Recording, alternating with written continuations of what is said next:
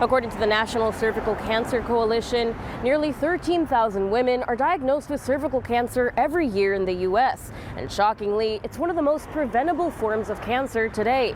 I'm Ruby Rivera, your Delano neighborhood reporter, where I spoke with one physician who tells me the key to staying healthy is only one checkup away.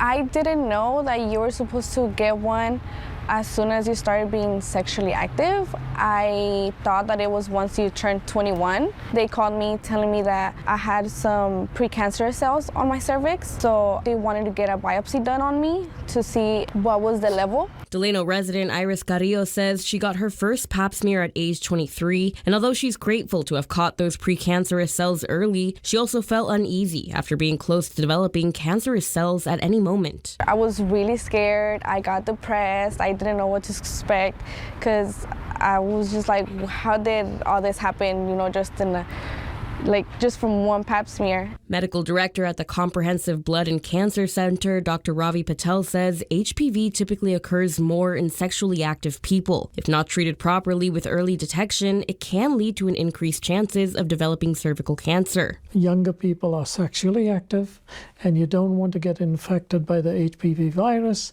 because that increases the complications and the risks of the cancer, particularly cervical cancer.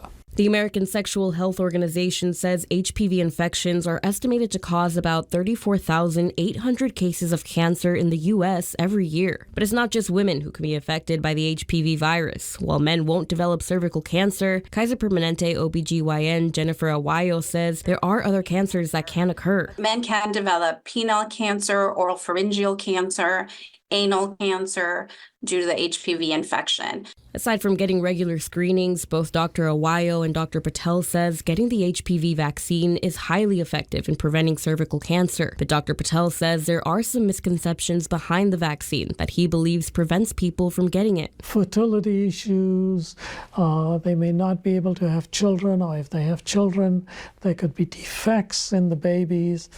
None of that has been proven. Your health at a young age is very precious. Something that Carrillo agrees with and hopes that more women understand the importance of getting screened. It is scary to think, about a pap smear because of what people tell you, but I think it's to be safe than sorry. The NCCC estimates that 75 to 80% of people will contract HPV. Officials say only 1 in 4 Americans between 15 and 49 will not get the HPV infection. Health officials point out to these numbers as to why it's important to be screened regularly. In Delano, I'm Ruby Rivera, your neighborhood reporter.